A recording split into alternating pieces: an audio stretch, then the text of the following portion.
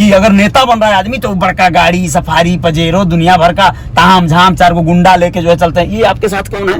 ये जो भाई बैठे हैं हमारे भांजे हैं। आपके भांजे हैं, बहुत बढ़िया। क्या नाम है बाबू आपका? अनुराग राय। अनुराग राय, बहुत बढ़िया, धन्यवाद। तो मैं आपसे ये कहना चाहता हूँ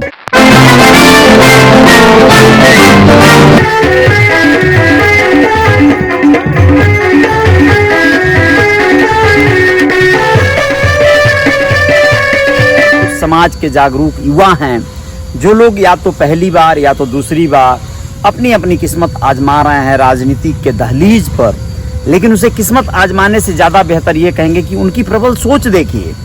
लोग अपने जीविकोपार्जन हेतु न जाने क्या क्या उलझुल कार्य कर रहे हैं। ऐसे में कोई समाज हित में कुछ कार्य करना चाहता है तो उसे हमारी और आपकी जिम्मेदारी बनती है कि हम लोग उसे प्रोत्साहित करें, प्रेरित करें, आगे बढ़ने हेतु अपने ओर से जागरूक करें।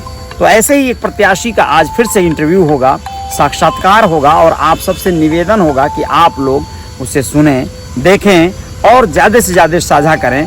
पार्षद पद प्रत्याशी के लिए चुनाव लड़ने की कवायद कर रहे हैं गोरखपुर शहर से। क्या हैं, कौन हैं, कैसे हैं, बताएंगे। क्रमशः बने रहिएगा रियल रिपोर्टर न्यूज के पेज पे। जय जयकार जारी रहेगी यहाँ पे।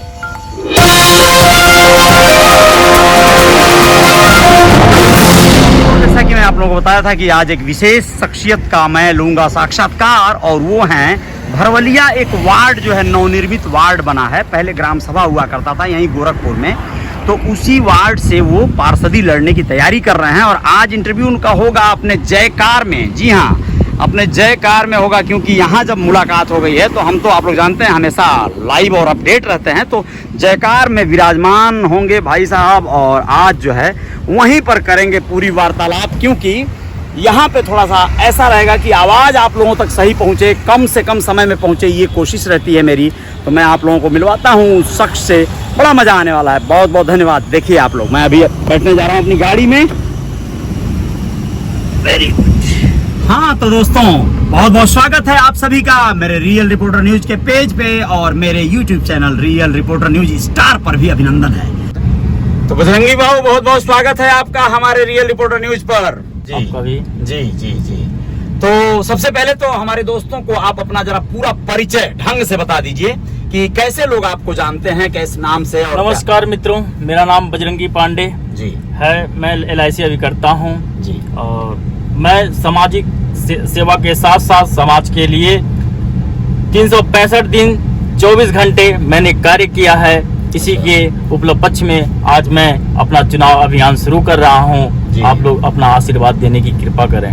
चलिए, बहुत बहुत धन्यवाद। तो बजरंगी जी, आप यहीं के स्थानीय निवासी हैं या आपका गांव कोई अगल बगल का? नहीं, मेरा गांव जो है यहाँ पे नौसड़ के पास भीटी खोरिया पड़ता है जी, मैं वहाँ का निवासी हूँ। अच्छा जी, बहुत बढ़िया, बहुत नजदीक है। वैसे शहर में ही कहा जाए, थोड़ी दिन में तो शहर में वो भी आ जाएगा। तो मुझे ये बताएं, आपकी शिक्षा दीक्षा कितनी हुई है? जी, मेरी शिक्षा संत कबीर नगर से अच्छा LLB की शिक्षा प्राप्त हुई है। मैं अच्छा LLB किए हुए हैं? LLB किया हुआ हूँ। अरे वाह। और BA मेरा पॉलिटिकल साइंस से ही रहा है। अच्छा जी, बहुत बढ़िया। तो क्या आप LLB की प्रैक्टिस वगैरह भी करते हैं क्या, वकालत की? अभी तो मैं प्रैक्टिस नहीं कर पा रहा हूँ, लेकिन अच्छा, मैं अगले कुछ महीनों में प्रैक्टिस करना चाह रहा हूँ। अच्छा, मुझे जानकारी है उसके बारे में। बहुत बढ़िया, अच्छा सामाजिक विषय आपने चुना है भाई। समाज की सेवा इस तरह भी बहुत अच्छी हो पाएगी। तो आप ये बताएं कि आपका मतलब यहाँ से खैर बड़ा नजदीक गाँव भी है, अब यहीं पे आप अस्थायी तो आप यहीं रहते हैं ना अपने गोरखपुर में? चलिए, बहुत बढ़िया, बहुत अच्छी बात है। ये क्या सोच के आप मन बनाए? इसके पहले भी चुनाव लड़ चुके हैं क्या आप? जी, मैंने अभी तक कोई चुनाव नहीं लड़ा है, लेकिन कुछ यहाँ के राजनीतिक लोगों की गतिविधियों को देख के अच्छा मैंने सेवा करने का निर्णय लिया। अच्छा, और मैं नेता बनने का निर्णय नहीं, बेटा बनने का निर्णय लिया। क्या बात है, बहुत बढ़िया। तो ये आपकी सोच तो बहुत महान है, बहुत अच्छी बात है। लेकिन ये राजनीति में आने का जो आपने मन बनाया है, तो आप में क्या ऐसी अलग बात है कि लोग आपको जो है अपना नेता या बेटा स्वीकार करें? जैसे कि मेरा सामाजिक गतिविधियों पे काफी निगाह रहता है, और सामाजिक के साथ साथ राजनीतिक गतिविधियों पर भी मेरा ध्यान रहता है। अच्छा, जैसे कि आपने बार बार देखा होगा कि मैंने महंगाई, गरीबी, बेरोजगारी इत्यादि सामाजिक समस्याएं इत्यादि पे मैंने हमेशा आवाज उठाया, बिना डरे निडर मैंने आवाज उठाई है। अच्छा, चाहे वो कोई रहा हो। अच्छा, मुख्यमंत्री से लेकर प्रधानमंत्री तक। अच्छा, जैसे कि मैंने कुछ दिन पहले मुद्दा उठाया था कि घर घर अगर अमृत महोत्सव पे झंडा लहराने का अगर महोत्सव रखा गया तो घर घर वृक्ष लगाने का महोत्सव क्यों नहीं रखा गया? क्योंकि हमारा पर्यावरण आज के समय में सबसे ज्यादा दूषित है।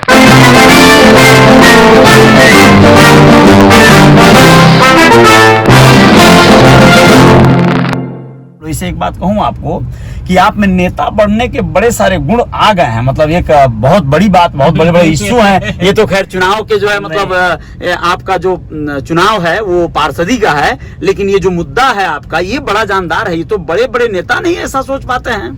देखिए, मेरे अंदर नेता बनने का कोई गुण नहीं है। अच्छा। मेरा गुण यही है कि मैं किसी चीज समस्याओं को दिल पर लेके देखता हूँ, उसे दिल पे लेके मैं हमेशा लोगों का सेवक बनना पसंद किया, नेता नहीं। और नेता भी आपका, अगर नेता मुझे बनने का गुण है तो मुझे नेता बनने का गुण नेतृत्व करने का गुण है, और नेतृत्व मैं करना चाहता हूँ। नेता बनके मैं लोगों का पैर छू के गला कटना नहीं चाहता हूँ। अरे क्या बात है। तो देखा दोस्तों आप लोगों ने, ये राजेंद्र पांडे जी के बड़े अच्छे उद्गार हैं, बड़ी अच्छी सोच है। लेकिन इसके साथ साथ मैं इनसे कहा कि क्या विशेषता है कि लोग आपको अपना नेता बनाएं या फिर आपको अपना पार्षद बनाएं। ये बहुत बड़ी मुहिम है और बहुत बड़ा सवाल भी है, जहां पर लोग रुपए पैसे लेकर तमाम तरह के लक-दक लेकर जो है चुनावों में उतर रहे हैं। आजकल पॉलिटिक्स ऐसी चीज हो गई है कि जैसे लग रहा है कि सिर्फ पैसे से टिकट खरीद लिया जा सकता है, सिर्फ पैसे के दम पर पैसे बांटकर मतदाताओं का वोट खरीद लिया जा सकता है। आपको नहीं लगता ऐसा कुछ है? जैसे कि देखिए, पहली चीज मेरे पास पैसे नहीं है। मैंने जीवन में व्यक्तिगत रूप जमीन से संघर्ष करके आज मैं यहाँ पे पहुंचा हूँ। अच्छा। मैं लगभग 15-20 सालों तक सांप गोजर बिच्छुओं के बीच में रहा हूँ। अरे क्या बात पूरे है? समाज लोग, दुनिया इस बात को जानती है, इसकी साक्षी है। मैं कमर भर पानी में अपना जीवन गुजारा हूँ। अच्छा। लेकिन उसके आज भी मेरे पास वो धन नहीं है, क्योंकि मेरा धन जो है सब सत्कर्म में खर्चा होता है। मैं अपने कमाई का कोई हिस्सा अपने पास बैंक बैलेंस में नहीं रखता हूँ। सत्कर्म में खर्च होता है ऐसे मतलब मैं समझा, जरा बताएंगे स्पष्ट रूप से क्या क्या करते हैं आप सत्कर्म में? हमारा सत्कर्म में मैंने क्या नाम है भोजन इत्यादि पैक करा के मैं गरीबों में बंटवा देता हूँ। मैं भंडारा इसलिए देता हूँ कि अगर 100 लोग, मेरा हमेशा हर साल में 2-3-4 भंडारे होते हैं।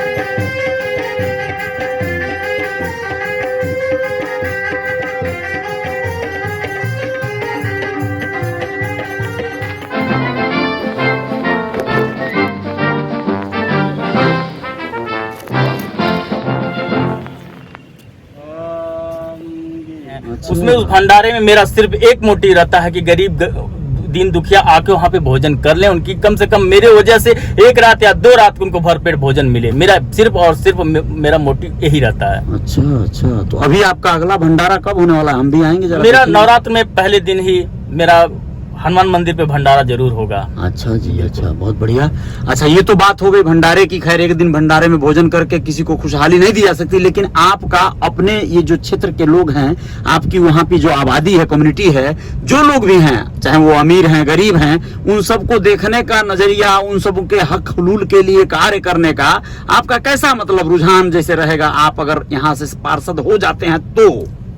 जैसे कि हमारा जब पार्षद बनने का मूड जब हुआ तो वहाँ पे मैंने सामाजिक लोगों से मिलता रहा था। एक समस्याएं लोगों के पास आती, एक नहीं हजारों समस्याएं थी कि जैसे कि लोग प्रधान हो गए तो गरीब महिलाओं से बेचारी, चाहे बुजुर्ग महिलाओं से वृद्धा पेंशन के लिए 500 रुपया मांग लिए, गरीब लोगों से प्रधानमंत्री आवास के लिए 5000 रुपया मांग लिए, उनका राशन कार्ड बनवाना है तो उनसे 1000 रुपया ले लिए। उन्होंने अपने कर्मचारी रख रख के पैसे को वसूली किया है। मैं इन समस्याओं से अपने वार्ड की, अपनी जनता को मुक्ति दिलाना चाहता हूं, क्योंकि आपका बेटा ऐसा कभी इसे तुच्छ कर्म समझता है और ये स्वीकार करना मेरे लिए असहनीय है। अच्छा, वैसे एक बात मैं आपको कहूँ, ये बातें तो बड़ी अच्छी लगती हैं, इस तरह की बातें सुनने में बड़ी अच्छी लगती हैं, लेकिन इस बात की गारंटी देना बड़ा कठिन हो जाता है कि जैसे मैं अभी महसूस करा सकता हूँ आपको कि नेता वाले गुण सारे आपके अंदर आ गए हैं। और वो गुण ये हैं कि जैसे लेट लतीफी, मैं बहुत देर से आपका इंतजार किया और आप आए, लेकिन मुझे लगा कि अगर जनता के साथ ये खिलवाड़ हो गया कि जनता के दरबार में या जनता के बीच में उसका कोई कार्य है और वो लेके आप बड़े लेट हो गए, तब तो जनता बड़ी परेशान हो जाएगी। लेकिन आजकल देख ही रहे हैं, बड़ा माहौल अलग हो गया है।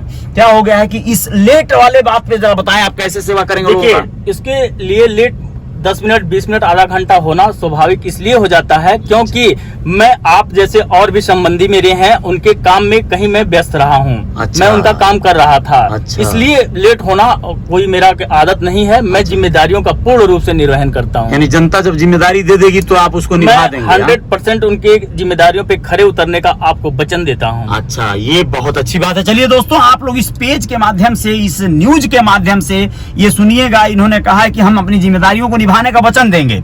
लेकिन आजकल एक चीज को याद रखिएगा राजेंद्र जी, कि आजकल चुनाव बड़ा महंगा भी हो गया है और बड़े कला छला सब कुछ लोग यूज करते हैं। एक तो पहले गुंडे बदमाश नेतागिरी में आ रहे हैं, पार्षद और ये सब जो पद सुनते ही ऐसा लगता है कोई बदमाश, यानी थोड़ा दबंग आदमी ऐसा लगता है। और आजकल का ये मतलब एक तरह से वो बन गया है, माइंड सेट बन गया है कि अगर नेता बन रहा है आदमी तो बड़का गाड़ी, सफारी, पजेरो, दुनिया भर का ताम झाम, 4 गो गुंडा लेके जो है चलते हैं। आजकल ट्रेंड चल गया है। लेकिन आप जो है इस पर क्या कहेंगे कि जब जनता गुंडों से आकर्षित होकर वोट दे रही है तो आपको वो इतने सीधे साधे सात्विक विचारधारा वाले व्यक्ति को क्यों चुनना पसंद करेगी? भाई उसको तो लगेगा कि नहीं हमको तो जो दारू पिलाते हैं, मुर्गा खिलाते हैं, मछली खिलाते हैं, उनको हम चुनेंगे। क्या करेंगे इसके लिए? देखिए, गुंडों का बोलबाला तो है, ये तो सत्य है, इसमें कोई दो राय नहीं है। और कुछ लोग पसंद कर रहे हैं पैसे पे, लेकिन जान लीजिए अगर अंधेरा है तो उजाला भी है। बिल्कुल बिल्कुल बिल्कुल। अगर बुराई है तो अच्छाई भी है। समाज में अच्छे लोगों को अच्छे लोग ही पसंद आएंगे। हमारा पूर्ण यह